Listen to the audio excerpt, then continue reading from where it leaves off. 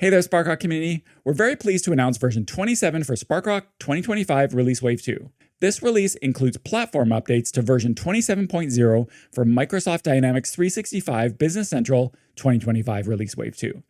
And because it's powered by Business Central, Sparkrock now leverages Microsoft's flexible update management process. As of early October, version 27 of Business Central is available in the Business Central Admin Center. Version 27 will be available to update from October, but the update must be completed by the end of February. Your Microsoft administrator will receive a notification that the update to version 27 is available, and Microsoft will automatically schedule it for you. Your update date will vary, but even though the Business Central version 27 is available now, we recommend rescheduling that update on your production environment until at least October 24th to allow time to test the new release in a sandbox environment with any extensions or customizations you might have. Your Microsoft administrator can reschedule the update in the Business Central Admin Center, and if your automatically scheduled date is already after October 24th, you don't need to move it forward unless you want to. Just remember, you can't schedule it past the end of February because that's outside of the version 27 update window. Sparkrock will be following up with you soon with an updated release date when everything's tested and ready to go. Speaking of customizations, Microsoft will often proactively notify you if they detect any upgrade issues with your customizations or per tenant extensions. Sparkrock doesn't receive these notifications, so if you or your Microsoft administrator receives one, please open a ticket with Sparkrock support so that we can assist you. On the Sparkrock Learn site, there are videos outlining the platform update process and how to schedule an update in the Business Central Admin Center. And on the Sparkrock support site, there's a knowledge base article demonstrating how to create a sandbox. With all that out of the way, in the release notes, we'll have a link to Microsoft's documentation so that you can see everything this platform release contains. But in this video, we're going to cover some release highlights for user experience enhancements, so to allow you to get your work done faster and more productively, finance and reporting, and some of the new Copilot AI updates. Let's get started. With version 27, you'll find new user experience enhancements that'll make everyday tasks just a little bit smoother and more efficient. The first feature we're going to show you is currently in preview, which means it isn't enabled by default. To enable it, your admin can go to Feature Management and enable Feature Preview Semantic Similarity Search in Application Metadata and Feature Advanced Tell Me. You can now find pages and reports not just by exact matches, but by its semantic meaning. That means even if you don't remember the exact name for the page you want to go to, Sparkrock still finds the right page or report for you. You can use Advanced Search directly from Tell Me or the Report Explorer.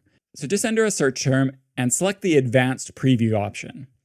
So let's just say I'm going to type purchase slips here.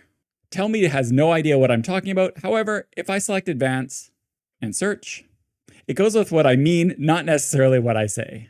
Version 26 introduced the ability to resize many of the side panes, and version 27 builds on that. You can now adjust the width of the Help pane, Copilot, and the page scripting panes. So just drag the divider to resize, and then Sparkrock will remember your preference the next time you open it. Double-click resets it to default. It's a small change, but it can be helpful to have things just the way you want them. When you're in the date picker, you can now view the week numbers right on the calendar. To show or hide them, select Shift Home on Windows or Shift Function left arrow on the Mac to show or hide the week numbers. So if week numbers are important to you, this is a quick little productivity hack. Version 26 of Sparkrock introduced the ability to preview a PDF right in the window without having to download it to your device. That was nice, but it didn't work with password-protected PDFs, and now it does. So just select the PDF you want to view, and if it's password protected, now it will prompt you for the password. And there you go. You can view it right in the window, the same as a non-password protected PDF. Now let's take a look at some finance and reporting enhancements. You can now automatically, if you'd like, create multiple fixed asset cards when you post purchase documents. So if you buy, say, 200 laptops from the same vendor, Sparkrock Finance will automatically generate the 200 asset cards for you. No more manual entry. So on a purchase document, you may need to do a one-time personalization. Select the lines, add a field, and there's a new field here called Number of Fixed Asset Cards. And we want to show that, and then drag it over beside the quantity. So here's our new field. Now, once we've done that, we'll do our 200 laptops. We have 200 for quantity. So then put in the same number, so 200 fixed asset cards, fill everything out as normal. Then when you post, and look at the posted purchase document and then find entries, you can see there's now 200 entries in the fixed asset ledger entry. So this will help you handle bulk asset purchases accurately and efficiently. When you have a report with periods, it would show the current period, then the current period -1, and the current period -2. Not that informative. Well, under column definitions, there's a new field here called Include Date in Column Header. So let's rename this, and for the date, we'll put the month, and then we'll get rid of these other descriptions, and we will also set them to the month. So now when we view the report again, you can see now it's putting the word current like we defined, and then has the months for the column header instead of -1 and -2. Also in column definitions, there's a new field at the very end called Show in ACY, which will allow you to show it in the additional reporting currency if you have that set up.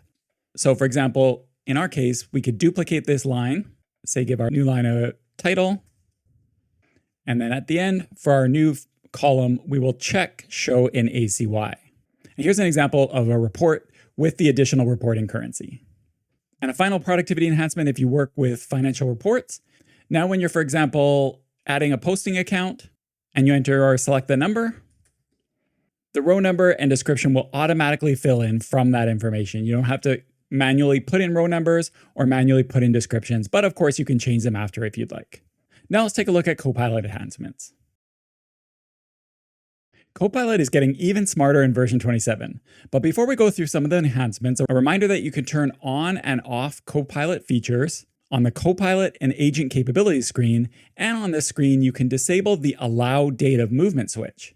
To use Copilot's AI functionality, which is completely optional, data needs to be stored by the Azure OpenAI service, which is located in the United States. If you're in Canada and don't want to or can't have data sent to the United States to use it, you can just turn this feature off.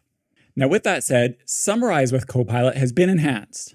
Summary generation is 50% faster, and there's now a much more clear and consistent use of currency codes for multi-currency amounts. There's expanded language support, it respects list filters, and if you click into a record from a list, it provides richer insights with more related statistics.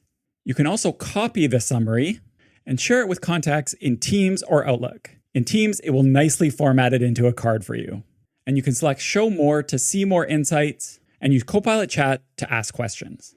Speaking of Copilot Chat, it now has a better performance and a more reliable chat experience. You can ask it questions, create or use existing prompts, and learn more about your data in general. Analysis Assist lets you use Copilot to create and refine analysis views of list pages. There's a new Copilot permission to allow you to activate or deactivate the feature. And when you use Analysis Assist,